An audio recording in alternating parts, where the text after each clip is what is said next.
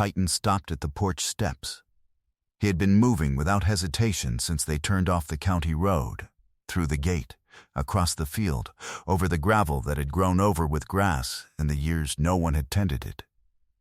He had not paused once. Then he stopped. Both ears up, body perfectly still.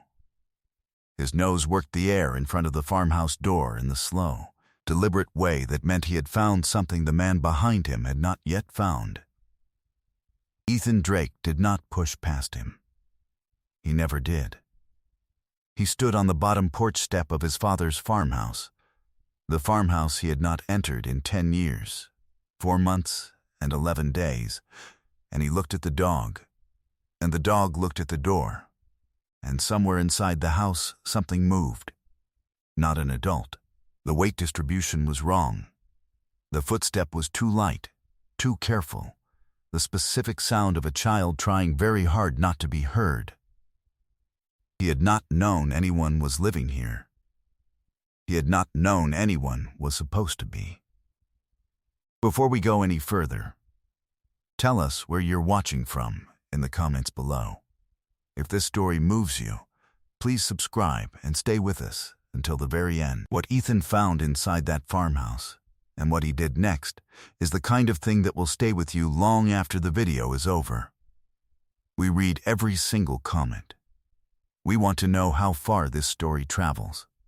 His name was Ethan Drake, and he was 41 years old, and the most accurate thing anyone had said about him in years had come from a Navy physician in Coronado who, during his separation physical, had looked at his chart for a long moment, and then looked at him and said simply, "You've used yourself hard." It was not a criticism. It was a medical observation, and it was correct. He was 6 feet even, with a build that had never been large by SEAL standards, but that carried the particular density of a man whose physical capability had been developed entirely through necessity rather than vanity. Lean through the torso, wide at the shoulder, with forearms that showed the topography of tendons and old work.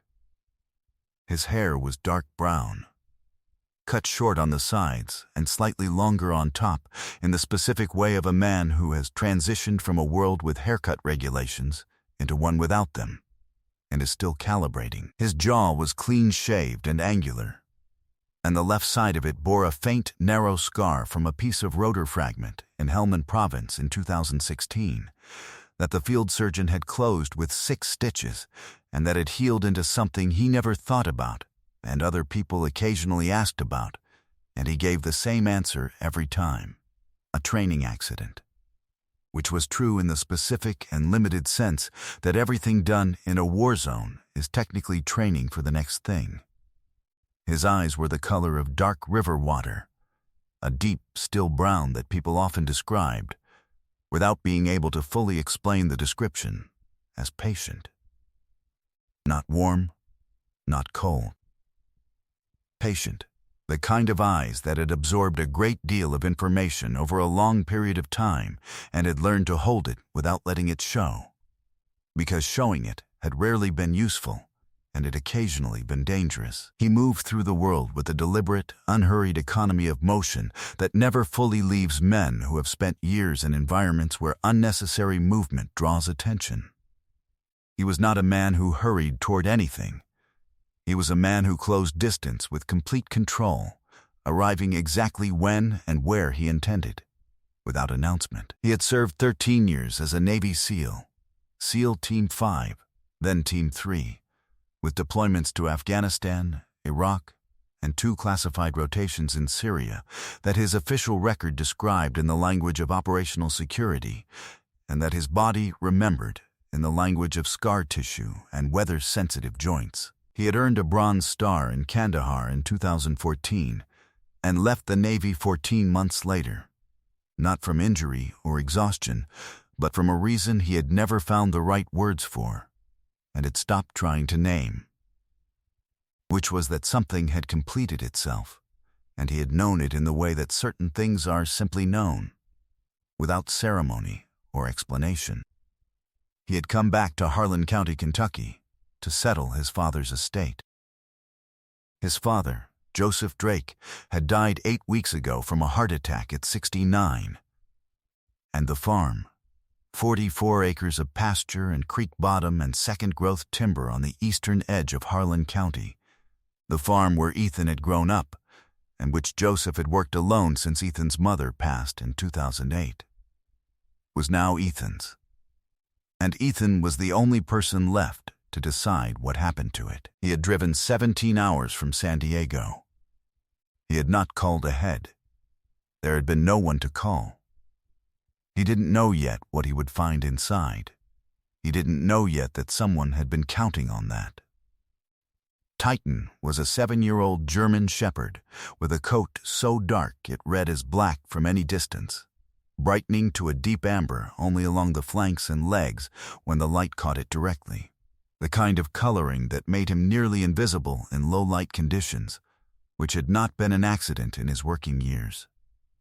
He weighed 86 pounds. His right ear bore a split along the outer edge, a clean tear from a concussive event during a building clearance in Mosul in 2019, and it had healed into a permanent notch that gave his silhouette an asymmetry that people noticed without being able to identify. He moved the way very well-trained dogs move, not with the hypervigilance of an anxious animal, but with the settled, purposeful attention of one that has learned to distinguish between what matters and what does not, and responds only to the former. He had served 5 years as a military working dog before the Navy's adoption program had placed him with Ethan, and the 14 months since had not diminished anything in him. He was still, in the most essential sense, working.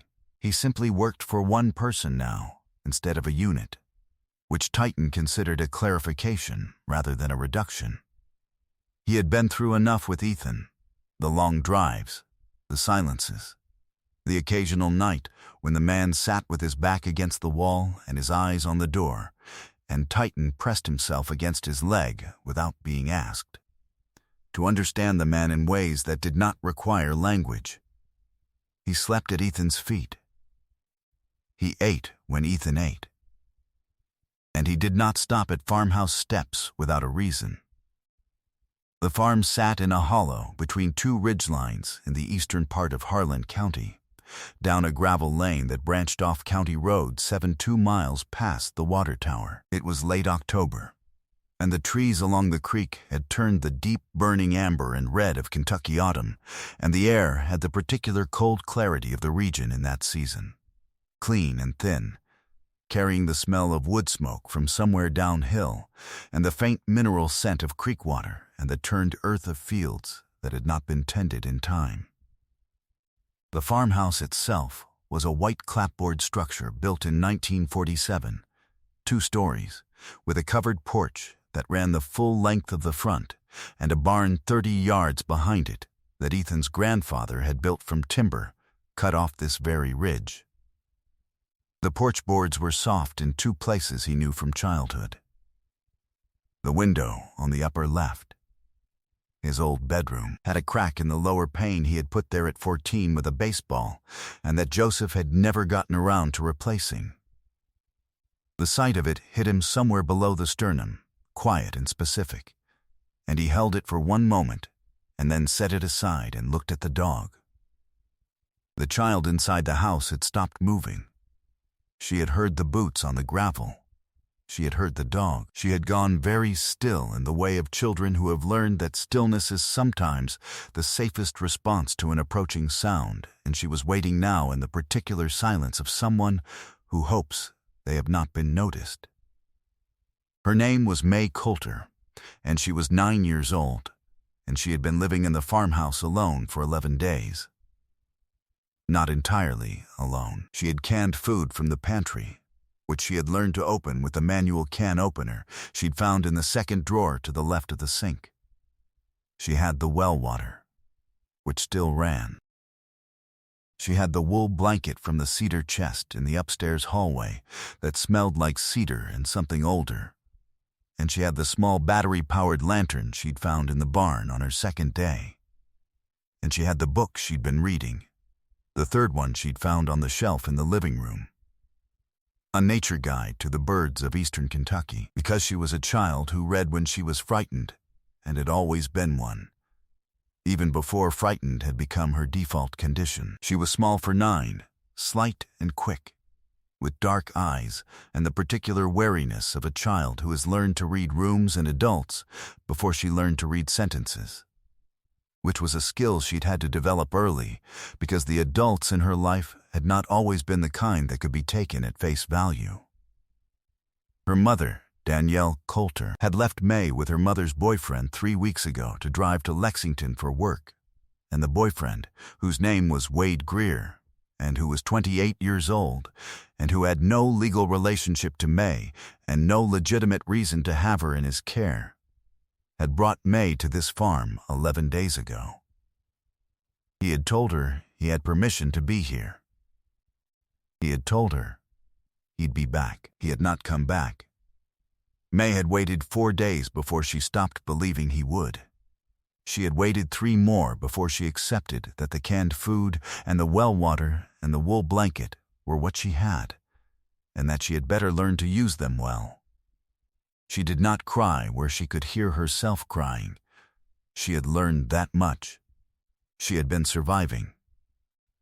The door opened. Ethan stood in the doorway with Titan at his left knee, and he looked at the room, and he found her in 6 seconds, behind the armchair in the far corner of the living room, tucked into the space between the armchair and the wall, with her knees pulled to her chest and a nature guide held against her chest like a shield, and her dark eyes looking back at him with an expression that was not fear so much as the careful, calibrated assessment of a child who has been in enough uncertain situations to know that the first 3 seconds of a stranger's face will tell you most of what you need. He did not move toward her. He did not speak immediately. He stood in the doorway and let her look at him, the way he let Titan look at new situations, fully, completely, without pressure. Titan sat down at his knee, not a trained sit, a chosen one. The dog had assessed the room and found one thing requiring attention, and it was the child, and the child was not a threat. The sit was Titan's way of making himself smaller, less alarming, more legible to someone who was frightened. He had done it before, in situations that had nothing to do with war. "How long have you been here?" Ethan said. She looked at him for another moment. Then she said, 11 days. He held very still. "Are you hurt? No. Are you hungry?" A pause. The pause was its own answer. "Okay," he said. He did not say anything else for a moment. "My name is Ethan. This is Titan. We're going to stay right here until you tell us it's okay to come in." She looked at the dog. Titan's ears were forward, and his amber eyes were on her, and his tail moved once, slow, low, the specific wag that was not excitement, but invitation. "Is he friendly?" she said. "To the right people," Ethan said. "He seems to think you're the right people." May Coulter looked at the dog for a long moment. Then she came out from behind the armchair, and she crossed the room slowly, and she stood 3 feet in front of Titan, and Titan waited, and she put her hand on the top of his head, and Titan leaned forward and pressed his muzzle gently against her sternum. And she stood very still for 1 moment, and then her face did the thing that faces do when something that has been held very tight for a very long time is allowed to release. She did not cry for long. She pulled herself back together with the quiet efficiency of a child who had been doing it for most of her life. "He said he had permission to be here," she said. "The man who brought me." Who did he say gave him permission? She thought. He said a name. Greer. He said Mr. Greer said it was fine. Ethan was very still. Wade Greer. I don't know his first name. He didn't say anything for a moment. He knew the name. He had not heard it in years, but he knew it. And knowing it told him the shape of the situation in a way that the past 11 minutes had been only beginning to suggest. Wade Greer was 28 years old and had been living in Harlan County for the past 4 years. He was the son of Ray Greer, who had been Joseph Drake's nearest neighbor for 30 years and who had, in the years of Ethan's absence, positioned himself as something between a caretaker and an occupant of the Drake property, moving equipment from the barn to his own lot, running his cattle on Drake pasture without a grazing agreement, storing materials in the tobacco barn without permission because there had been no one present to give or withhold permission. Joseph had been sick for 2 years before he died and had not had the energy to fight it, and Ray Greer had understood that and had taken careful advantage of it. And now Joseph was dead, and the property question was unanswered, and Ray Greer had a very specific interest in that question being answered in a particular way. He had hired an attorney in Harlan named Clifton Meade, who specialized in the kind of real estate law that benefited from documentation gaps, and Meade had filed a claim in county court asserting adverse possession, the legal principle that allows a party who has openly occupied land for a statutory period without the owner's objection to claim title to it. Ray Greer had been occupying portions of the Drake property for 9 years. The statutory period in Kentucky was 15 years for adverse possession. But Meade was not filing for full title yet. He was filing for a prescriptive easement that would give Greer legal access to the creek pasture and the timber on the eastern ridge, which was the portion of the property with a significant standing timber value that a Knoxville-based logging operation had recently expressed interest in harvesting. The filing had been submitted to Harlan County Circuit Court 3 weeks ago. Joseph Drake had been dead for 5. Ethan Drake had not yet been formally served because no one had been able to locate him. The 30-day window for a response was 12 days away. Meade had told Ray Greer that the filing's success depended on establishing continuous, uncontested occupation. He had told him this with the particular calm of a man who understood the legal machinery and trusted it. He had not told him what would happen if the owner came home. Wade Greer had brought May to the farmhouse, Ethan understood now, for a reason that had nothing to do with May's welfare and everything to do with maintaining the appearance of continuous occupation. A light in the window, boots on the porch, the suggestion of legitimate habitation. He had given her the canned food and left her there and told himself he'd be back in a few days, and the days had extended into nearly 2 weeks. Because Wade Greer was the kind of man who was better at starting things than finishing them, and because, somewhere in the math of his own justifications, a 9-year-old girl's 11 days alone in a farmhouse was an acceptable cost for the outcome he was working toward. It was not acceptable. Ethan fed May from the truck, crackers, dried fruit, a thermos of coffee he poured milk into from the small cooler in the back seat, and a peanut butter sandwich he made on the tailgate that she ate in 4 complete bites without stopping. He sat beside her on the tailgate and did not make conversation, and did not ask questions that could wait. Titan sat on the ground between them and leaned against May's leg, and she rested her hand on his back without appearing to notice she'd done it. When she was done eating, Ethan made 2 phone calls. The first was to a woman named Linda Pratt, a social worker with the Harlan County Department for Community-Based Services, whom he had spoken to 2 days ago about his father's estate paperwork, and whose card was in his jacket pocket. He told her what he had found. He was precise and without emotion. He gave her the address, May's name as best he knew it, and a description of the situation in the order that would be most useful. Linda Pratt asked 4 questions and said she would be there in 40 minutes. The second call was to a Lexington attorney named Thomas Hale, who had served 3 years as a JAG officer in the Marine Corps before going into private practice, and who had been recommended to Ethan by a former teammate living in Bowling Green. Ethan had already spoken to Hale once about the estate. He called him now to tell him about the Greer filing, the 12-day window, and the specific factual record that he was going to spend the next 12 days building. The adverse possession claim, Hale said, fails on the uncontested element the moment you set foot on the property. I know, Ethan said. I want the prescriptive easement dismissed, and I want everything Greer has taken from this property documented for a civil recovery claim. Hale was quiet for a moment. How long were you in? 13 years. Seal? Yes, okay, Hale said, in the tone of a man updating his internal model of the situation. Send me the filing number, and I'll have a response in court by end of week. Titan raised his head. A truck had appeared at the far end of the lane. It moved slowly, the way trucks move when the driver is not certain of his welcome, and it stopped 30 yards from the farmhouse and sat with the engine running. Ethan watched it from the tailgate without changing his posture or his expression. The driver's door opened. Ray Greer was 62 years old, heavyset, with a gray work jacket and the specific manner of a man who has spent years operating in spaces where no one was checking his receipts.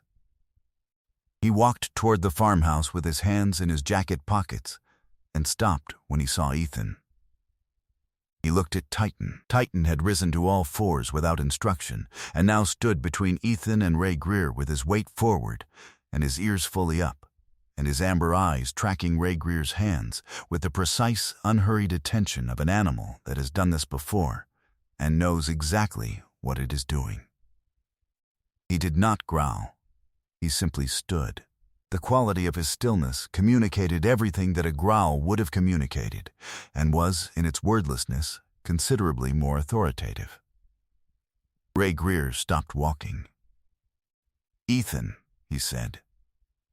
He said it with the practiced warmth of a man who had spent years managing his neighbor's absence and was now managing his presence. "I heard you were coming. I'm real sorry about your dad. He was a good man." "He was," Ethan said. "I've been keeping an eye on the place, just trying to help out. You know how it is." "I do know," Ethan said. He did not move from the tailgate. "I know about the cattle on the creek pasture. I know about the equipment in the tobacco barn. I know about the timber agreement with the Knoxville operation. And I know about the filing Clifton Meade submitted to the circuit court 3 weeks ago." He paused one beat. "I also know about my farmhouse and who was left in it." Ray Greer looked at May. Something in his face shifted, not guilt, not yet, but the particular recalculation of a man who is determining how much he has been seen.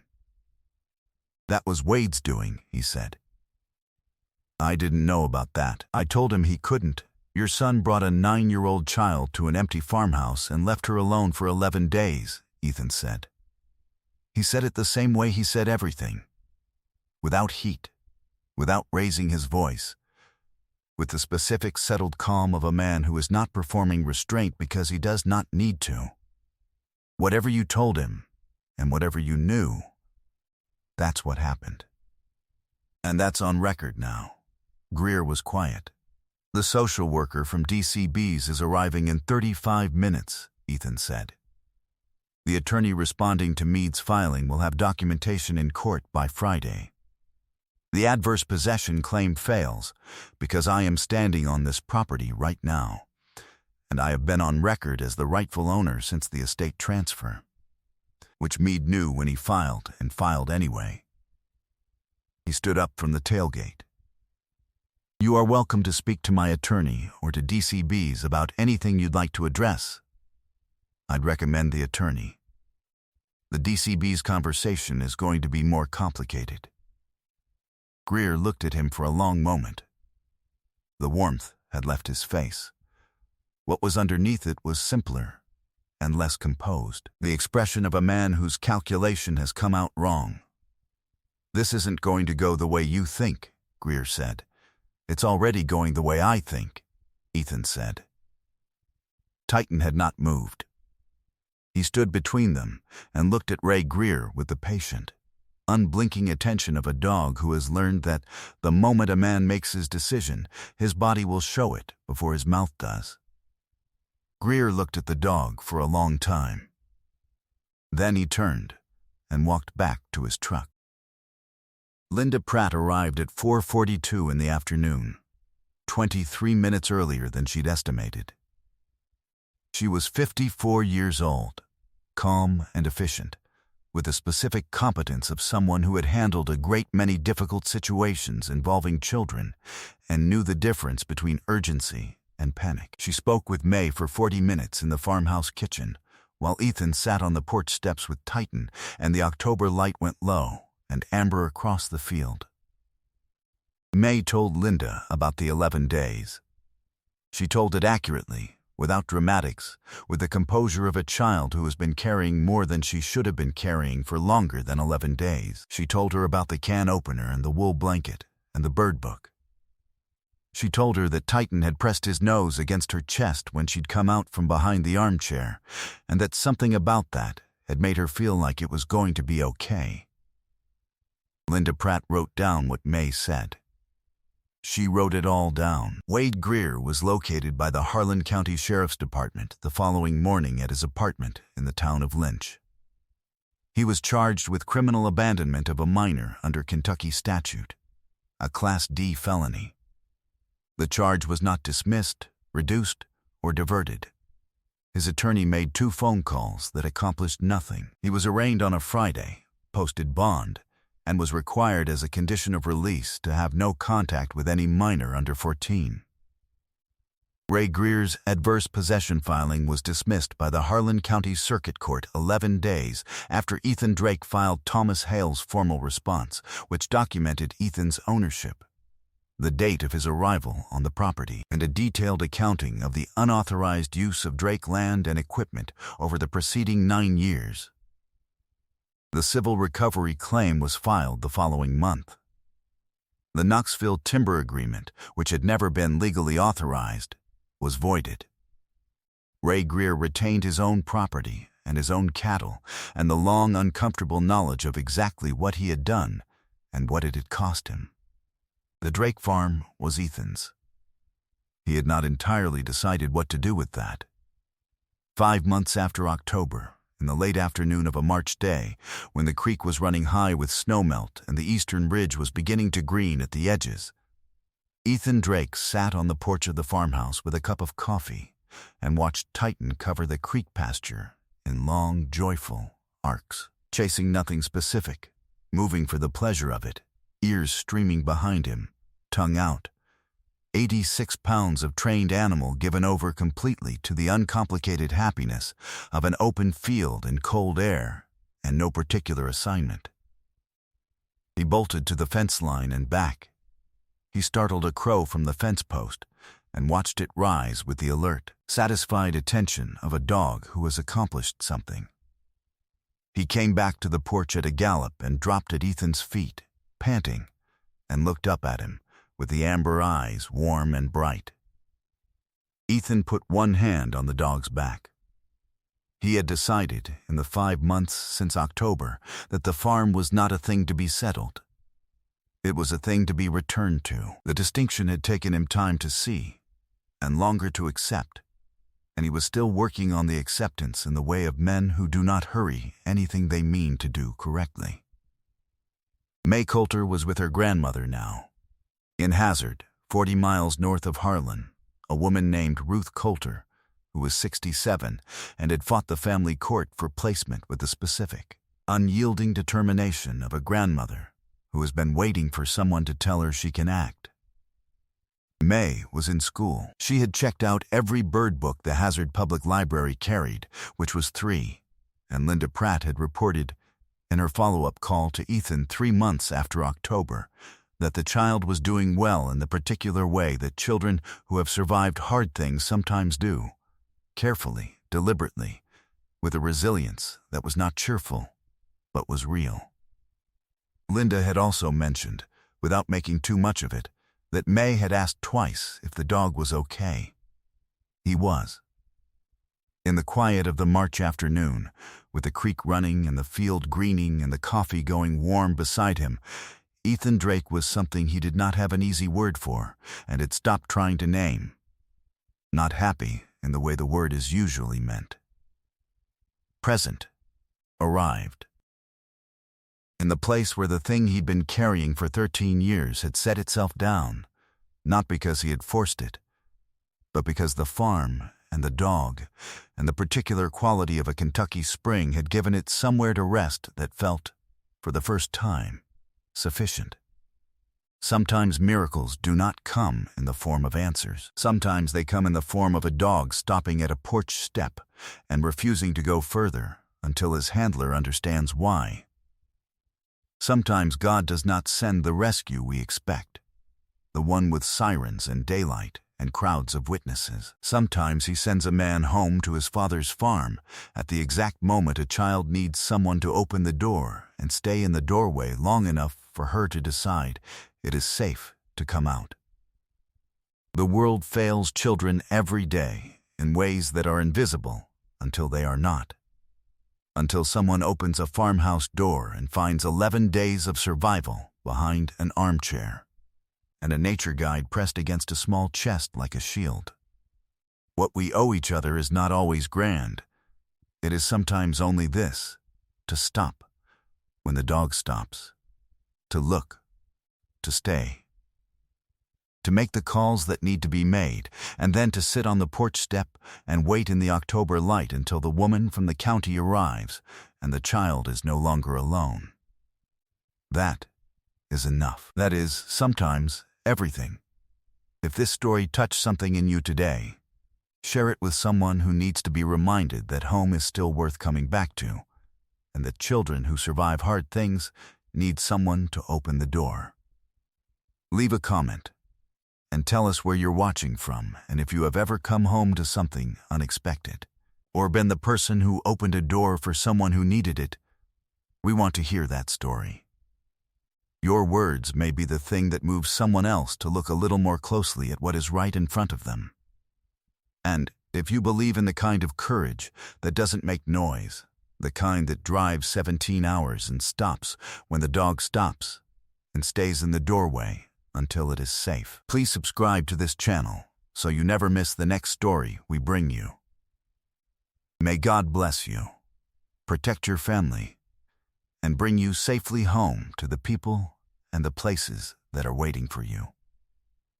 You are never as far from home as you think.